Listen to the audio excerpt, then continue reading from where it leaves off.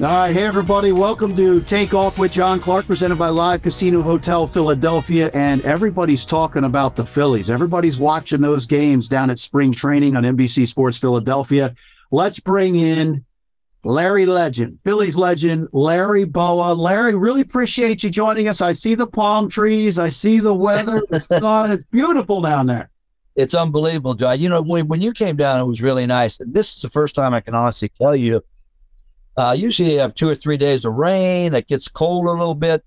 So far, I'm going to knock on wood that it's been unbelievable weather. It's great weather to get in shape for some of the players. We're going to have a few that leave coming Sunday or Monday to go to the World Baseball Classic. But up till now, everything's been great. The Rob Thompson's had a great spring training camp. The coaches have done a tremendous job. And every player, it seems like they're chomping at the bit. That last loss to Houston left a sour taste in their mouth, and I see a great attitude in that clubhouse right now. Yeah, and I got to tell you, you know, coming from the Super Bowl and the Eagles losing in the Super Bowl after the Phillies lost in the World Series, and then I come down there and it's 80 degrees, and I see Larry Bowa out there on the field. I mean, this is like 57 years for you at spring trainings. How amazing is that? Yeah, you're right there. I mean, I've been very blessed by the man upstairs to be able to do this.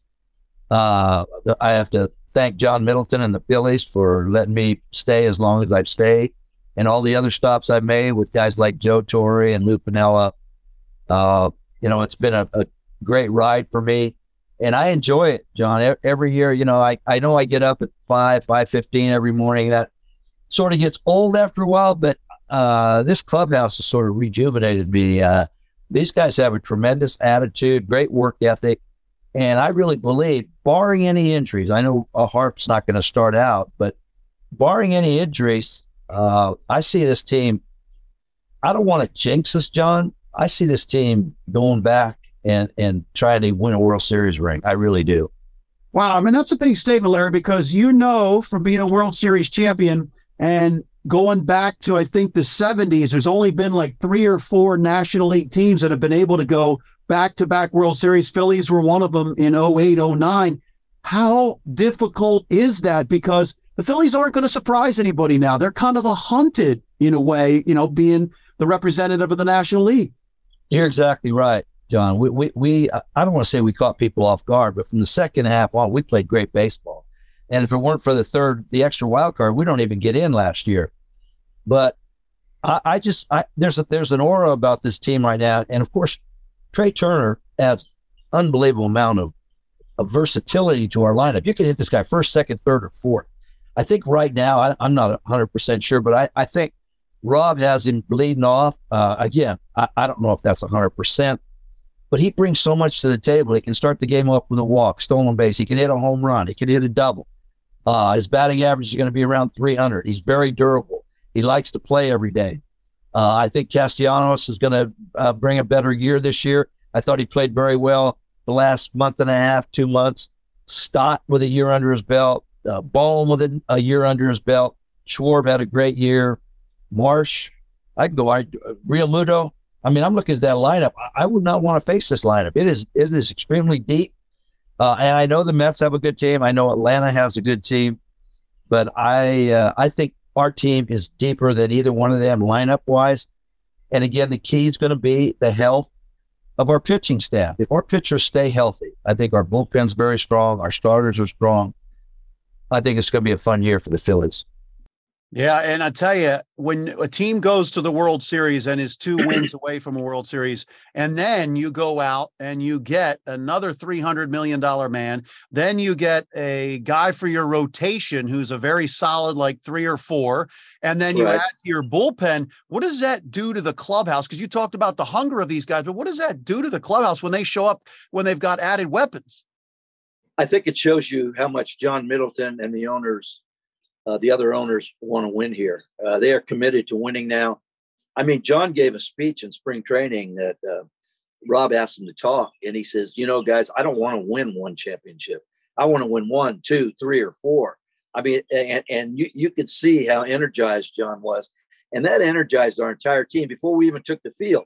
And the fact, as you said, went out and acquired 2 pretty good players, one in particular, a superstar.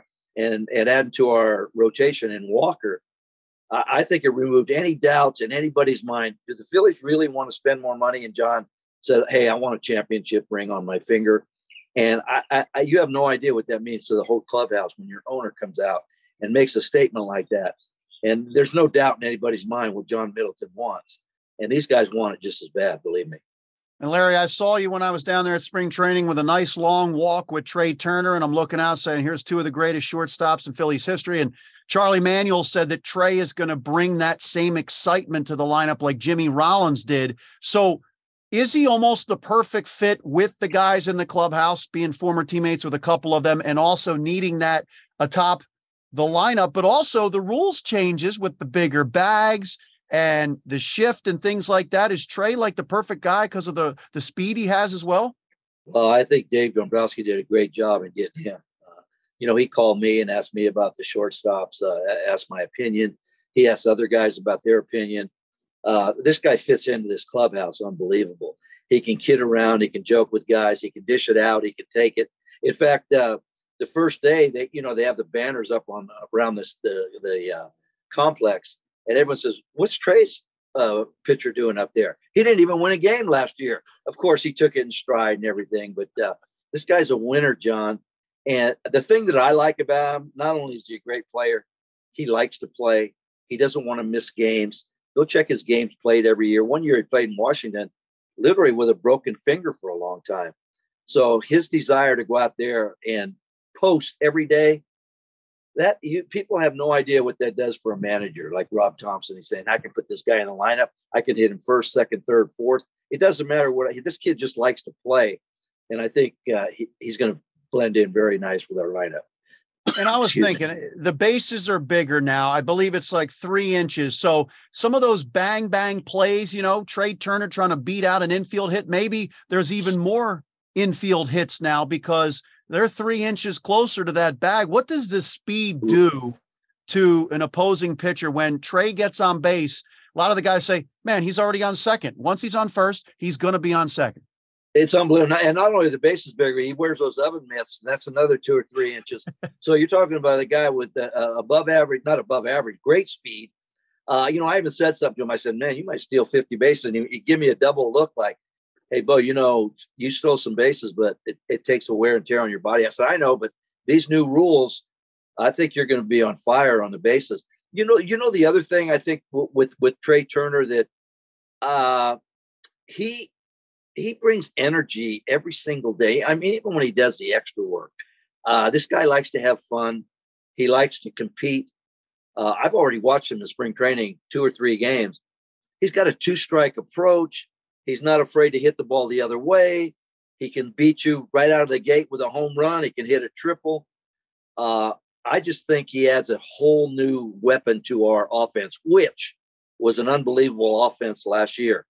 And you put him at the top, and I don't know who's hitting 8 or 9, but I would imagine, like I said, I'm not making out the lineup. If Marsh is down there, man, you got some speed down at 8, 9, and 1 that creates a lot of havoc. And not only does it create havoc to catchers and pitchers, whoever hits second or third, they're going to get a lot of fastballs they hit. You don't want to be throwing breaking balls up with Trea Turner on. That just gives him extra steps to get down to second. So his presence on the bases just filters down to our lineup, and guys get better pitches to hit. They're conscious of him stealing bases. They'll go into a slide step. That means they have to hurry their delivery to home plate. It just affects the whole lineup when he's on base. Yeah, that is a great point. And with these new rules, we're seeing that the spring training games are 20 minutes faster on average right now. And when they did do this in the minors or the independent leagues, offense was up. So with the pitch clock, do you think that it has more of an effect on the pitcher trying to get his wind every time? Let's say you have a 10 pitch at bat. Right. Is that kind of advantage hitter in that situation? Yeah, I would say it's something like that, John. But what I've noticed so far is if the pitchers do it consistently, and I talked to Aaron Nola about it, you're going to have a better defense. They're on their toes. They're not going to worry about guy taking 35 seconds to make a pitch, walking around the mound, flipping the rosin bag up, rubbing the ball. It makes your defense, it puts them on guard right away. I think it's going to affect, believe me, you're going to probably think I'm crazy, some hitters. because they have a routine. They like to get out. They like to process what they heard in the meeting, what this guy likes to throw 2-0, what he likes to throw 3-1. And those pitchers that get it and throw it, it eliminates that thought process. And I think once the pitchers get you, I think it's going to be more of an adjustment to the hitters. And, a guy like Bryce, who to me is one of the best hitters in baseball, if you watch his routine up there, he gets out, he steps out, he hits his spikes. I'm anxious to see how this affects him because he's dangerous in that box. But I wonder mentally how it's going to affect. I don't think it's going to affect him that much. But there's guys that like to go through the process, and it's going to be fun to sort of watch who can do it and who can't. Same thing with pitchers. Pitcher gets used to out there. He's in a jam. He's got second and third. He says, okay, now what do? I remember going over the scouting report. Don't throw this guy a fastball here. And then he's got to shake off, step off. So I think it's going to affect both, but I think in the long run, it might affect the hitters a little bit more than the pitchers. Yeah. And look, I know you're old school, but for me, I really love these new rules because I think you want to get the younger kids into it. You want more action. You want the games to be quicker. And with the shift now, how much is that going to help a guy like Kyle Schwarber? You want to see those guys have success. You don't want to be seeing them ground out all the time into the shift. I think it's going to help out guys that pull the ball like that. But I also will say that just say the score is 2-1 in the seventh inning and Schwarber's leading off the inning. If I'm the other manager, I'm putting a guy in left center and right center, and I'm bringing that other outfielder down, and I'm putting him in the grass. I'm going to say, go ahead, hit a bloop single down the left field line. I don't want you going out of the ballpark, so I might bring that extra outfielder into short right field. So I'm anxious to see. There's going to be some managers that do that, believe me. But I think it's going to help out overall. You're going to see more hitting. You're going to see more. You're going to see better defensive play. You're going to see some athleticism in shortstop and second base where there's range and there's not three guys on one side of the infield. The only thing I don't like about the new rules is picking over twice, and the third time, if you don't get them, it's a balk. I don't like that. I think if a pitcher wants to throw over 3 times, 4 times, it's definitely going to help guys with speed, like Trea Turner, like Marsh. But the other ones, I'm all in on it. I think, with the exception of today, we got pounced today, big time. The games have been faster. This one today, I watched it because they're down in Fort Myers. It was a long game. Boston sort of took it to us today, but other than that, they have been faster. Yeah, I remember like the point you made about the defense. I remember the guys saying how much they love pitching behind or being behind Cliff Lee and playing defense because he keeps you so active and you're not, looking out into the stands because here comes the pitch again. By the way, it's interesting because the shift is technically gone, but you make a great point. I mean, I think these managers, I think they're going to move their outfielder over more than people think. And so the shift technically isn't gone. And how about once the ball is released from the pitcher's hands, I believe that someone who was on that side, right, the other side of the infield, they can start to move, right? No, once you're in a position for that hitter, you have to stay there for that hitter. You have to stay there for the hitter. For the hitter. That's my understanding of it. Again, there's so many things going on right now, but that's what I understood. That once you make your like just say you wanted to put Trea Turner between first and second and move Stott between second and third. Once that hitter's in the box, they have to stay there for that at bat. That's what I understood it to be. So I mean, I don't think we would have done that, but that's the thing that I pull out of this thing. That just say you have a guy with great range and he's playing short, and you want to put him between, or you want to put him on the second base side, and you want to put the second baseman on the shortstop side. He's got to stay there for that hitter. Yeah. How about Nick Castellanos? Because, he openly talked last year. He kind of got a little bit of resentment toward the city of Philadelphia once it was kind of put out there on sports talk radio that he was living in Ben Simmons' house. He bought Ben Simmons' house. That's not going over too well in Philly. No. As you know. So he kind of had a little build up kind of anger. He said he was a little bitter about that people were talking about where he lives. How much more comfortable does he seem in his second year here with the Phillies? He seems very comfortable. I've had a couple conversations with him.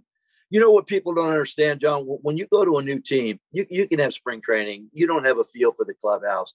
You don't know the guys really a lot because guys play 4 innings, 5 innings, then they leave. You played on teams that weren't expected to win. He played in Cincinnati. He played in Detroit.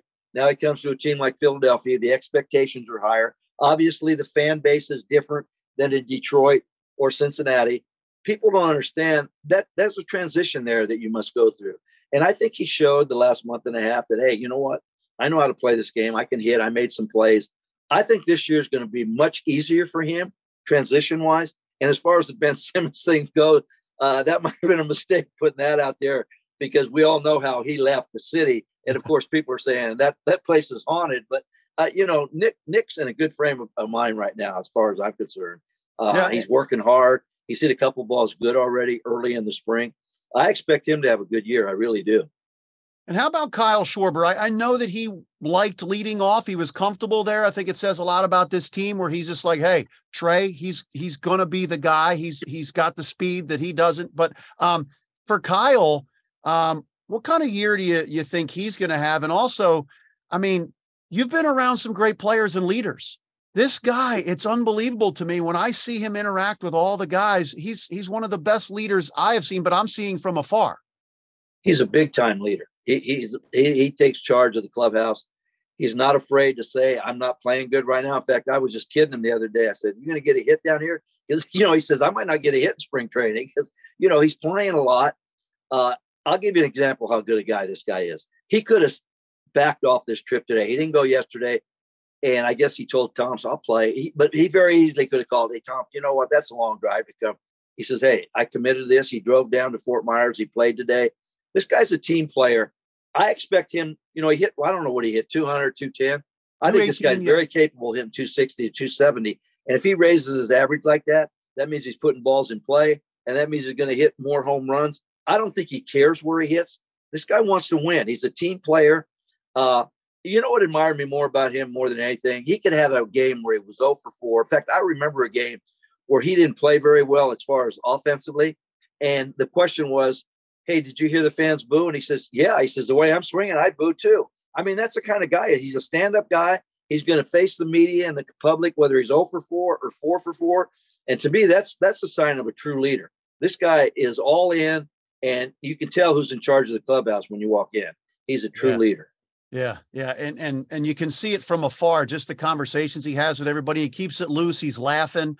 So we've talked about the lineup a little bit, man, great lineup, but how deep is the rotation and the bullpen when you look at the fact that if Andrew Painter is the number 5 starter, you could possibly go to a 6-man rotation at times with Falter or, how deep is the entire pitching staff? It's deep, John. And you know what? You need probably 8 or 9 guys, whether, you have your rotation in Philly, then you have Lehigh Valley. You very seldom go through a season. And I'm not saying serious injuries. A guy might have tendonitis or a stiff elbow where he's got to go on the IL. But to have those kind of arms, we got some good young arms down there. But like you said, you can set this up where it's a 6-man rotation. Now, I'm not saying that Nola and Wheeler want 6-man, but if you want to give a guy, the young guys, extra days, you have Falter, who I think filled in great last year. And I think he's one of those guys that he could be a swing man down there. Our bullpen, we have some power arms down there. But I think that they're definitely going to keep track of our young guys' innings. They didn't pitch a lot of innings last year. And you can't say to have a guy go from 111 innings to 180 innings. You got to monitor that. And I think our staff and Dave and the rest of the front office is well aware of that. And they're not going to let any of our young pitchers get hurt. But to have that insurance down the minor leagues, to me, that's a big plus for us. How about Andrew Painter, 19-year-old kid? He can't even go out and have a beer with the guys legally. And he comes in there. He's throwing 99 against Carlos Correa. How impressive is he? He's very impressive. I got to watch him 3 times last year. He throws strikes. He's 6'7". He's 19. He's got the mind of about a 27-year-old. He knows what he's doing out there. He doesn't walk a lot of guys. He's not afraid of the moment. To have that kind of maturity at 19 is something very special.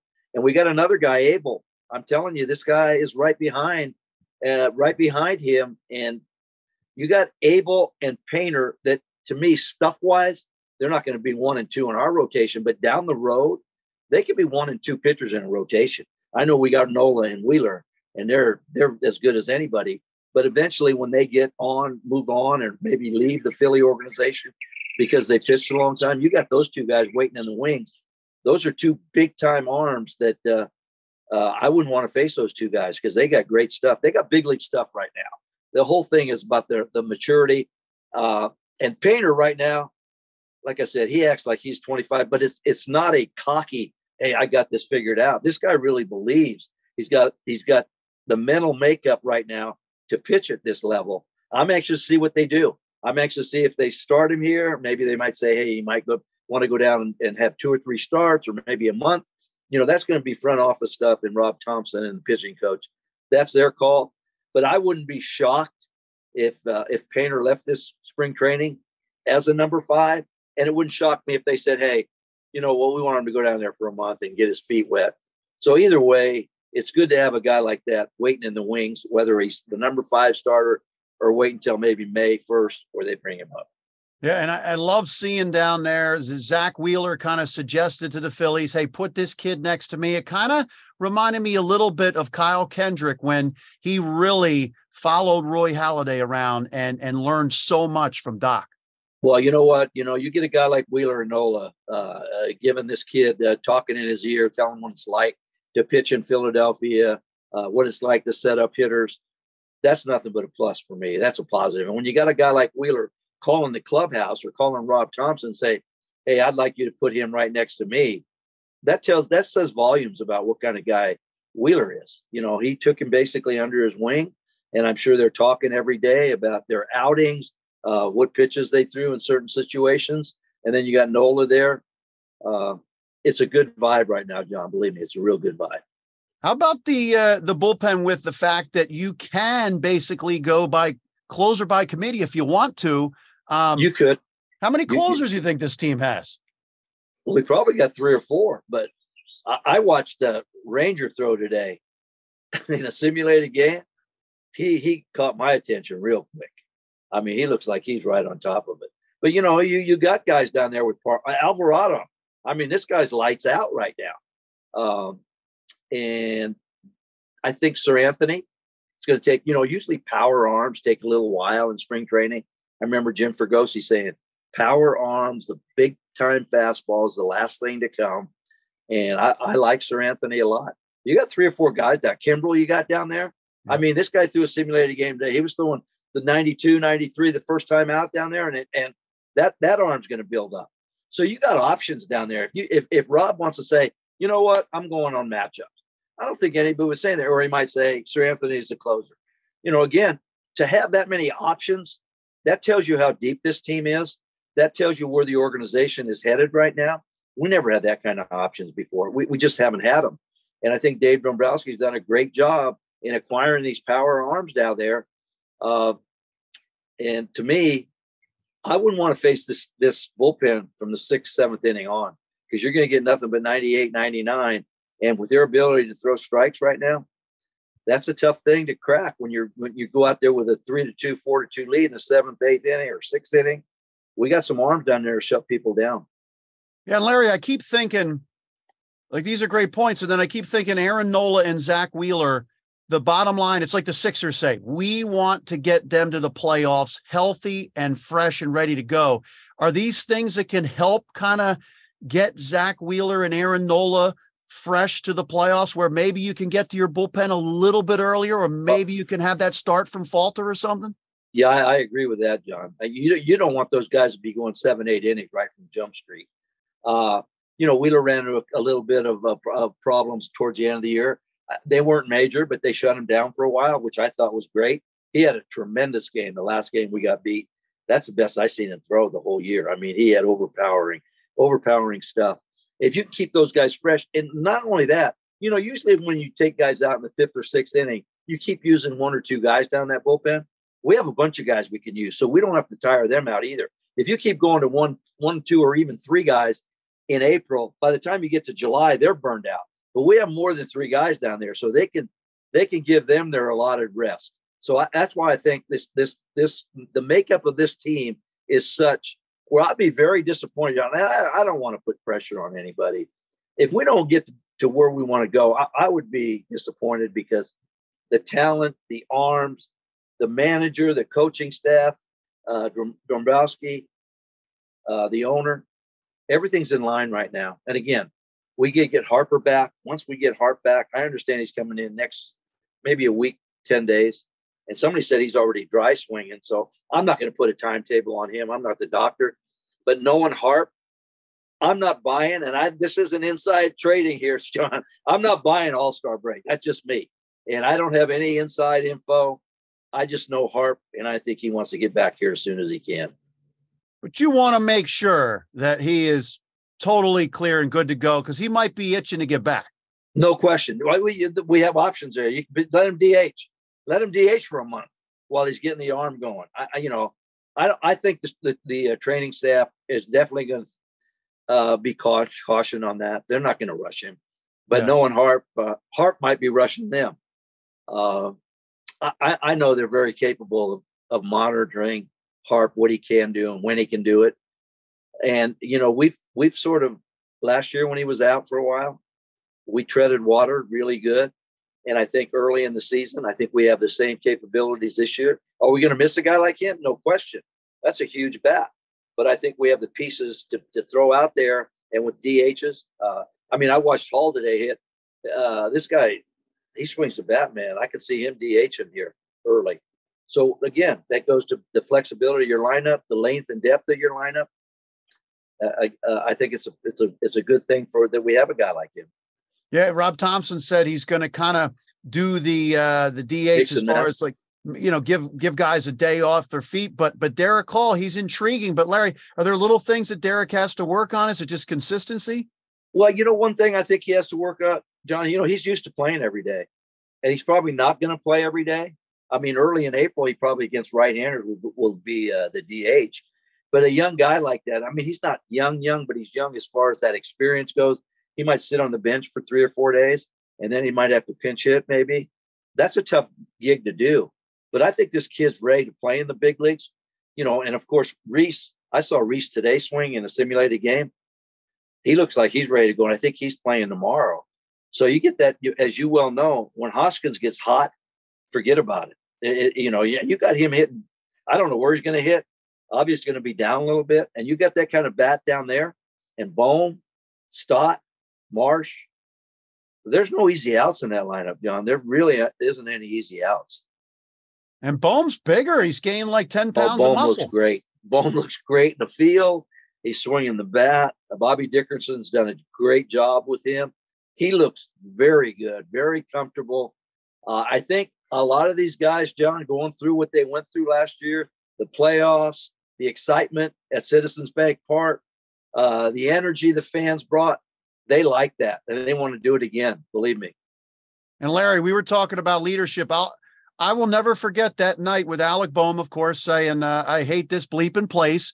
And then he goes back into the clubhouse. Everybody knows it's out there. And Schwarber was one of the guys that said, Alec, just speak to the media, own up to it, the city of Philadelphia. What an amazing moment, him getting a standing ovation the next game. That says it all about this clubhouse. It tells it all about the clubhouse and tells you all about these fans. They want you to be up front. He made a mistake. He admitted he made a mistake, and they embraced him. These fans, they're blue-collar fans, as you well know, John. If you're honest with him, he made a statement that he regrets. But he faced the camera, and like you said, Schwarber was one of the guys that, hey, you got to get out there, man. You made a mistake. And he manned up. And like you said, I'd never seen a guy. Schmitty made a couple of statements, and they didn't give him a standing ovation the next day. Obviously, they embraced him as his career unfolded. But to do that with a young kid, to get a standing ovation like that, I think it tells you a lot about Bohm, and it tells you a lot about the fans of Philadelphia. Yeah, and I tell you, Larry, that's why you're one of the most popular players in Phillies history, because you gave it every single thing you had on the field. And then when you were managing, you let it all out as well. And you wear your heart on your sleeve. It's interesting. This Phillies team, Larry, the ratings are really, really high for spring training. People are tuning in. Look, it'll never be a baseball town again, technically, with the Eagles, but I get it. Do you sense that the city of Philadelphia is falling in love with baseball and the Phillies again? I do. I revert all the way back to when Charlie managed, and then when I played in the mid-'70s That place was electric. And like you said, it is a football town, but the baseball is starting to come up like this, where people say, oh, we all wanted the Eagles to win the Super Bowl, and they were close. And right away they turned the page and said, okay, we got the Phillies. Usually that doesn't happen till, well, let me see what the Phillies can do. Let's wait till June. Let's wait till school gets out. Let's see where they are in June and July. Now it's, okay, the Eagles gave us a great run. They're going to be back next year. Let's turn the page and let's get the Phillies back to where they were last year. And they sort of overlap each other. And let's not forget about the Sixers right now, who's, that's a good basketball team. And I keep reverting back to 80, when every single team, hockey, basketball, football, and baseball, went to the finals. That city was electric the entire year. There was no time to take a breath. Everybody was in the finals. We were the lucky one that won everything. But to go around the city and see 4 teams involved all the way to the end, that's really great to see. And I sort of feel that now with the Sixers. And of course, we felt it with the Eagles. We need the Flyers to pick it up. I like their head coach. I like the direction they're going.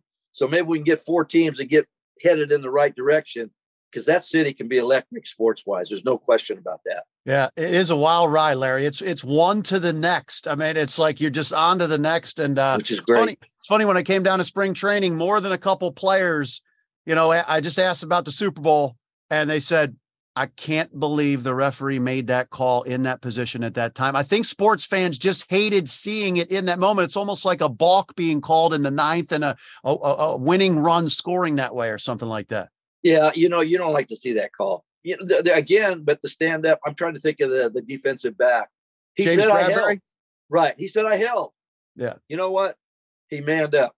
And, he could have very easily said that was weak. You can't make that call.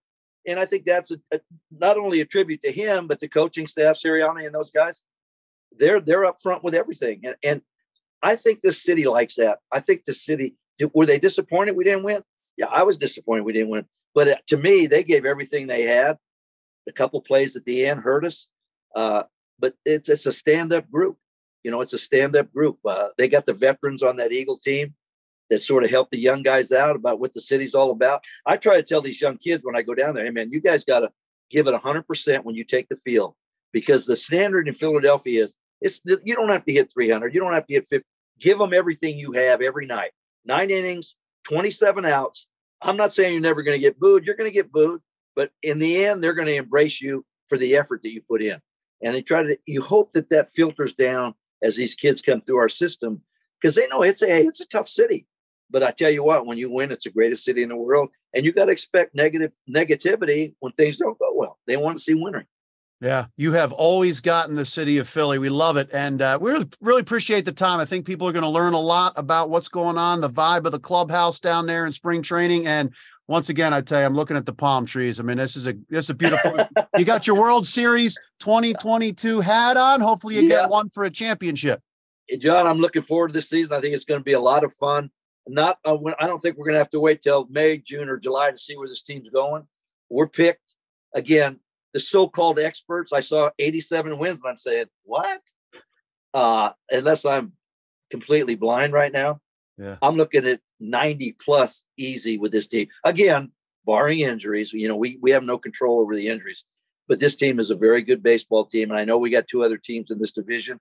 They're going to be very competitive, but I expect us to get back on the horse and get back to where we were last year. Yeah. And you don't have to face each of those teams 19 times now. Well, there's some teams I wish we were facing because they're not very good this year, but I like the fact we're playing everybody. I think it makes everything a lot, as far as fairness is concerned. Everybody's got to play everybody. You're not going to beat up on one team and go 16-3. You're going to have to play other teams. And I think that's good for baseball. I think it's good for the fans also. Yeah. And start times for Phillies games are what, 6:40? I like that too. Till what, June or May or something? Yeah. I don't know what day it is, but they're starting earlier, which I like in April. Guys could be out to dinner by 9:15. Well, with the pitch clock and Nola and Wheeler throwing zeros up, maybe it's earlier than that. I love it. Larry, it was great talk of baseball with you. And I think everybody in the city can't wait till the team comes up here. And we look forward to seeing you and everybody with the team. And it was great seeing you down at spring training, 57 spring trainings. I mean, nobody loves baseball more than you. All right, John, I wish you were down here because I know how much you like this warm weather down here, but you got a good gig going right now. We're going to be up there sooner rather than later. You got it. And there's been no snow up here. It's like a record. I heard for that. Philadelphia. You don't jinx yourself. You know that March towards the end, there's always that one big snowfall. So keep your fingers crossed. You got it. Larry, we look forward to seeing you and the team up here. Thanks a lot. All right, John, take care. I'm so flagrant.